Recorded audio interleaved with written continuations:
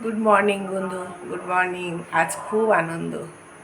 মহালয়া চলছে, দেখো বাইরে মহালয়া চলছে। কিন্তু প্রথম যে কাজটা আজকে, তোমরা সবাই সারা বিশ্বে জানে যে আজকে কিন্তু তর্পণ আছে। কাজেই আমি রেডি তো হয়েই গেছি তোমার দাদাভাইকে নিয়ে যাওয়া। এটা আমার সব থেকে বড় ডিউটি সকালবেলা। তারপরে সারাদিন আমার যা হবে হবে। তোমার দাদাভাইও রেডি হয়ে গেছে, আমি তো রেডি হয়ে গেছি। কি গো, দাদাভাইকে চা দিয়েছি, দাদাভাই চা খাচ্ছে, রেডি পজিশনেই আছে। আমি চা খাবো, চা খেয়ে এই দাদাভাইকে নিয়ে বেরিয়ে যাবো। বেশি টাইম হয়নি, 5:10 ডট 5:30টায় বেরিয়ে যাবো।